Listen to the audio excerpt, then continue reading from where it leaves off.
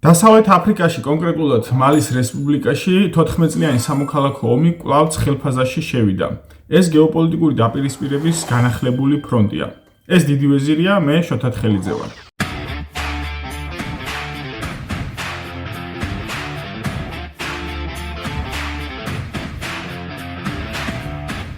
მე დიდი ხანი აღარ შევხები ვარ აფრიკაში მიმდინარე კონფლიქტებს, გამომდინარე იქიდან, რომ შეერთებულ შტატებსა და ირანს შორის მიმდინარე ომმა პრაქტიკულად ჩაყლაპა საინფორმაციო ველი და სხვა თემები გადაიტანა მეორე ხარისხოვან კალათაში.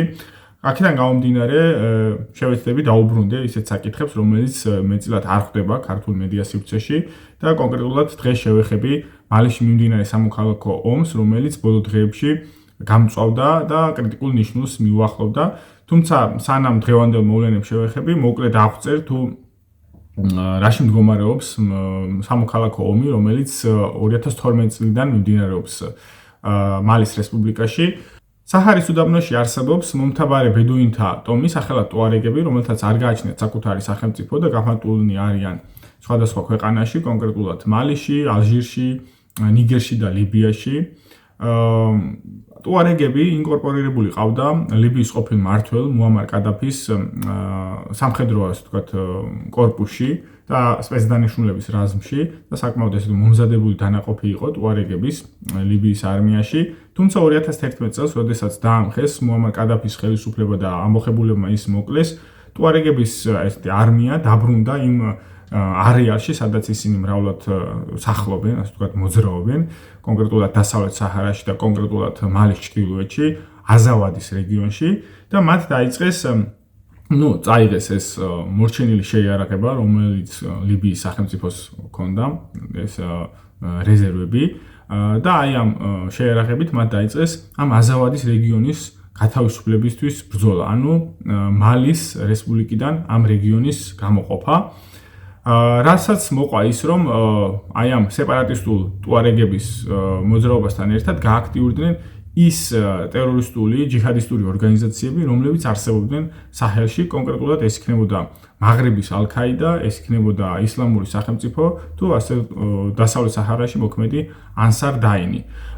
მომდევნო წლებში, ასე ვთქვათ, ანსარ დაინი და მაღრიბის ალ-ქაიდა გაერთიანდნენ და მათ შექმნეს ორგანიზაცია ჯამათ ნუსრათ ალ-ისლამ ვალ მუსლიმი, ეს აბრევიატურა არსებობს.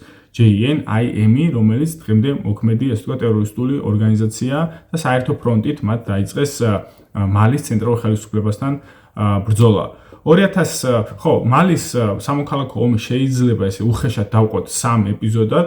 პირველი ეპიზოდი ეს არის 2012-15 წლები, როდესაც ტუარეგების სეპარატისტული ბრძოლა, ეგრეთ წოდებული, შეიძლება ასე ვთქვათ, ჩაწია ამ ჯიჰადისტურმა ჯგუფებმა და ისინი იყვნენ მთავარი, ასე ვთქვათ, ამბოხებულები მალის რესპუბლიკის წინააღმდეგ და ამან გამოიწვია ის, რომ მალიში გააქტიურდა საფრანგეთის სამხედრო დანაყოფები, რომლებიც ისინი იქ არსებობდნენ და ეს პირველი ეს 3 წლიანი დაპირისპირება იყო საფრანგეთის, ასე ვთქვათ, ადგილობრივ სამხედრო დანაყოფებსა და აი ამ JNIM ორგანიზაციას, ტერორისტულ ორგანიზაციას შორის, არსებობდა გაეროს ეგიდით სამხედრო მისიაც, უსაფრთხოების მისიაც მალიში. თუმცა 2015 წელს გაფორმდა ეგრეთ წოდებული ალჟირის სამშვიდობო ხელშეკრულება, რომლის მიხედვითაც მალის ცენტრალურმა ხელისუფლებამ ასე ვთქვათ, სამშვიდობო ხელშეკრულება დადო ტუარეგების ამბოხებულ აზავადის ამ ორგანიზაციას ეწოდებოდა აზავადის განთავისუფლების ეროვნული მოძრაობა.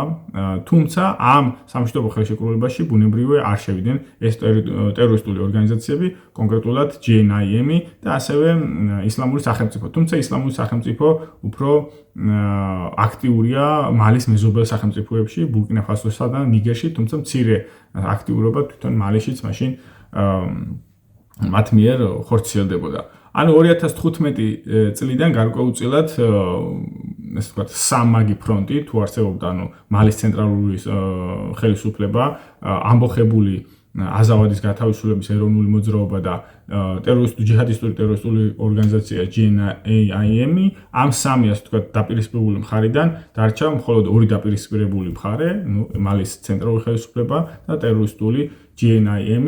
ამ პერიოდიდან იწყება გარკვეულწილად გაძლიერება ამ ტერორისტული ორგანიზაციის მათ გამომდინარე იქიდან რომ ასე ვთქვათ სეპარატისტული აზავადის გათავისუფლების ეროვნული მოძრაობა ჩაეხსნა ამ დაპირისპირებას, მათ აიღეს ეს აქტიურობა საკუთარ თავზე და ისინი გარდა იმ ტერიტორიებისა, სადაც ისინი აქამდე აქტიურობდნენ, კონკრეტულად მალის ჩრდილოეთში, აი აზავადის რეგიონში, რომელიც ძირითადად საჰარის უდაბნოა, მათ უკვე გადაინაცვლეს ქვეყნის სამხრეთში, სადაც უფრო დასახლებული ადგილებია, ტერიტორიებია მალის რესპუბლიკაში და მათ ამ ადგილებში მოიკიდეს ფეხი, რამაც გამოიწვია გარკვეულწილად უკმაყოფილება მალის მოსახლეობაში, კონკრეტულად როგორც ცენტრალური ხელისუფლების მიმართ, რომ ისინი ვერ უზრუნველყოფდნენ უსაფრთხოებას, ასევე ფრანგული სამხედრო დანაყოფების მიმართ, რომელიც ისინი იმყოფებოდნენ ამ ტერიტორიაზე და ვერ უზრუნველყოფდნენ უსაფრთხოებას.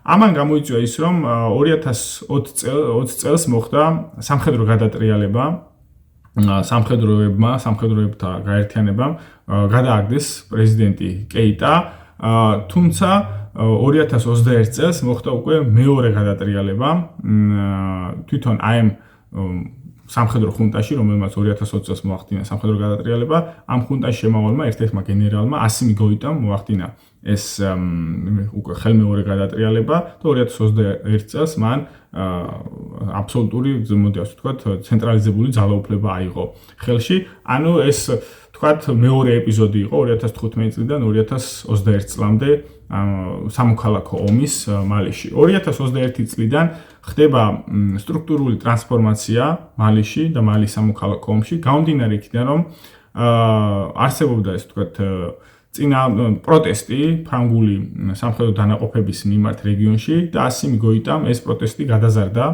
პოლიტიკაში და მან მოთხოვა ფრანგულ კონტინგენტს, რომ დაეტოვებინა ტერიტორია, მალის ტერიტორია და 2022 წლის შუა წელსში, დაახლოებით ეს იყო ზაფხულის პერიოდი, ფრანგებმა სრულად დატოვეს ტერიტორია და ასევე დატოვა გაეროს სამშვიდობო მისიამ და ასიმი გოიტამ ფსონი გააკეთა რუსულ ვაგნერის დანაყოფებზე და 2022 წლიდან ვაგნერის ჯგუფთან ერთად მალის ცენტრალური ხელისუფლება ასიმი გოიტას ხელმძღვანელობით წევს წინააღმდეგობას როგორც აი ამ ტერორისტული ორგანიზაციის GNIM-ის წინააღმდეგ, ასევე ამბოხებული ტუარეგების, ეგრეთ წოდებული აზავადის გათავისუფლების ფრონტის წინააღმდეგაც.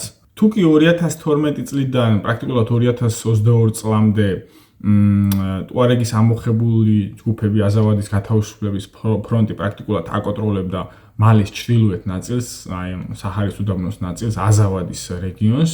2022 წლის ბოლოდან 2023 წლის დასაწყისიდან ვაგნერის ჯგუფთან ერთად მის დახმარებით მალის ცენტრალური ხელისუფლება იწყებს ამ ტერიტორიის გათავისუფლებას, უფრო კონკრეტულად რომ ვთქვათ, იმ ადგილების გათავისუფლებას, სადაც არის ურბანული განსახლება, მეტნაკლებად ურბანული განსახლება, ეს მცირე ზომის ქალაქებია.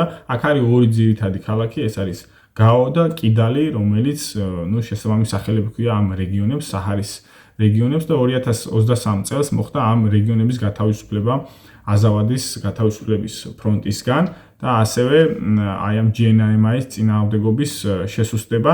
თუმცა ბოლო წლებში ჯიჰადისტური ორგანიზაცია GNIM და ამბოხებული ტუარეგები იგივე აზავადის გათავისუფლების ფრონტი გაერთიანდნენ და მათ ერთობლივად დაიწყეს ცენტრალური ხელისუფლების წინააღმდეგ ბრძოლა.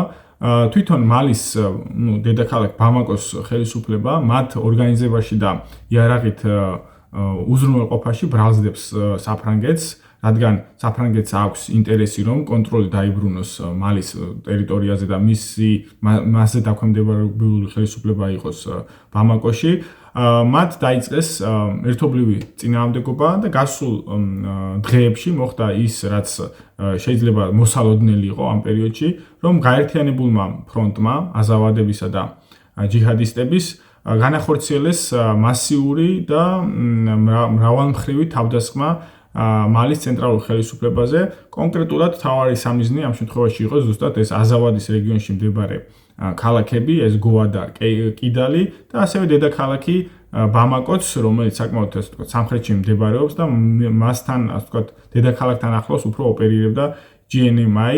მათ მოახერხეს დაახლოებით 10000-მდე, როგორც ირკვევა 10000-მდე მებრძოლის ორგანიზება და შეიარაღებით უზრუნველყოფა და როგორც თავად ასე ვთქვათ, აფრიკელი ანალიტიკოსები ამბობენ, მიზანი იყო არა როგორც ტერიტორიული გათავისუფლება აზავადის რეგიონის, არამედ ხელისუფლების დამხობა ამჯერად ბამაკოში, რასაც მიანიშნებს ის, რომ ჯიჰადისტურმა ორგანიზაციამ GNIM-მა მოახერხა და ტერორისტული აქტით მოკლა მალის თავდაცვის მინისტრი სადიო კამარა, რომელიც ითვლებოდა მალის ასე ვთქვათ, სამხედრო კორპუსის მთავარ სულისჩამდგმელად და მთავარ ასე ვთქვათ, ტაქტიკური შინაარსი, ტაქტიკური ბრძოლების წარმმართველად აი ამ დაპირისპირების ფრონტზე. ამ ამბოხების შედეგად, როგორც ვთქვით, გარდა თავდაცვის მინისტრის მკვლელობისა, ამბოხებულებმა დაიბრუნეს ის ტერიტორიები, რომელსაც 2023 წლამდე აკონტროლებდნენ, როგორც ვახსენე, ეს არის ქალაქი კიდალი და გოა და მოუწიათ მალის ეროვნულ არმიასა და ვაგნერის დაჯგუფებას ამ ტერიტორიის დატოვება. თუმცა, როგორც ვახსენე, დასავლეთ აფრიკელი ანალიტიკოსების თქმით, 10000 მებრძოლი არ ჭირდება ამ ტერიტორიების გათავისუფლებას, რომ ეს იყო დაახლოებით ეს უნდა ყოფილიყო დაახლოებით სირიის მსგავსი სცენარი, რომ ესე ვთქვათ, ამბოხებულთა დაწოლას უნდა ჩამოეშალა მთლიანად სახელმწიფო მმართველობა, სახელმწიფო სტრუქტურა და მთავარია ის, როგორც ვახსენე, სულისჩამდგმელი სადიო კარერას მკვლელობაც ამას ემსახურებოდა, თუმცა მალის ხელისუფლებამ შეინარჩუნა ასე ვთქვათ, ცენტრალური ძალაუფლება და ჯერჯერობით ის საფრთხე, რომ რაღაც ასიმი გოიტას მმართველობას დაემუქროს საფრთხე, ჯერჯერობით ეს საფრთხე არ არსებობს, თუმცა წნეხი და ზეწოლა გრძელდება გამომდინარე იქიდან, რომ მობილიზებული, როგორც ვთქვი, 10000-მდე ამბოხებული და მას როგორც თავად მალის ცენტრალური ხელისუფლება და ვთქვათ, ცენტრალური არმია იძახის, მათ შეიარაღების უზრუნველყოფას ახდენს საფრანგეთი. ისიც უნდა ვახსენოთ, რომ მალი წარმოადგენს საჰელის სახელმწიფოთა ალიანსის წევრ ქვეყანას, კონკრეტულად ბურკინა-ფასოსა და ნიგერთან ერთად. ამ სამმა ქვეყანამ 2 წლის წინ შექმნა კონფედერაცია და საერთო სამხედრო ალიანსი, თუმცა აი ამ ორ ქვეყანას, ბურკინა-ფასოსა და ნიგერს ჯერჯერობით გარკვეული დახმარება არ აღმოუჩენია მალისთვის, გამომდინარე იქიდან, რომ ინსტიტუციურად აი საერთო უსაფრთხოების ქოლგა არ არის გამართული ამ მომენტისთვის. როგორც ვახსენე, ეს სივრცე, საჰელის სივრცე არის დაპირისპირების არეალი, კონკრეტულად შეიძლება ვთქვათ, რუსეთსა და საფრანგეთს შორის, საიდანაც ანუ რუსული შეიარაღებული დაჯგუფებების დახმარებით ამ სამმა ქვეყანამ მოახერხა საფრანგეთის წნეხის დაძლევა. თუმცა დღევანდელი გეოპოლიტიკური სიტუაცია მიგვანიშნებს იმას, რომ გარკვეულწილად ეკონომიკური კრიზისისკენ მიმავალი საფრანგეთს შეიძლება სჭირდება საკუთარი რესურსული უზრუნველყოფა და კონკრეტულად მალი არის აფრიკაში ნომერ მესამე ქვეყანა, რომელიც აწარმოებს ოქროს და ამ ოქროს საბადოებზე აქამდე ცნობა ჰქონდა გარკვეულწილად ფრანგულ და კანადურ კომპანიებს, ძირითადად მათ გაქონდათ ოქრო და ასევე გაერთიანებულ არაბთა საემიროებს. მაგრამ ისიც უნდა ვახსენოთ, რომ ეს ოქროს საბადოები არ მდებარეობს იმ ტერიტორიაზე, კონკრეტულად აზავადის რეგიონზე, სადაც ამბოხებული ტუარეგები და ჯიჰადისტური ორგანიზაცია GNIM ოპერირებს. ოქროს საბადოები ძირითადად განლაგებულია მალის სამხრეთსა და დასავლეთ რეგიონებში, კონკრეტულად კოტ-დ'ივუარისა და გაიანას საზღვრებთან. როგორც ხედავთ, მალის სამოქალაქო ომი კვლავ დაუბრუნდა ცხელფაზას, რომლის პირველი, ასე ვთქვათ, ეპიზოდი ჩვენ ნახეთ გასულ დღეებში. ბუნებრივია, ეს პროცესი ამ ეპიზოდით არ დასრულდება და დაპირისპირება მალის ცენტრალურ ხელისუფლებასა და ამბოხებულებს შორის გაგრძელდება, ამიტომ მალიც დღეს ჯერჯერობით შეიძლება მოვიაზროთ აი ამ გეოპოლიტიკური დაპირისპირების ერთ-ერთ ფრონტად. დღეისათვის სულ ეს იყო, შეგახსენებთ, მოიწონოთ ვიდეო, გამოიწეროთ არხი. ეს დიდი ვეზირია, მე შოთა თხელიძე ვარ, დროებით.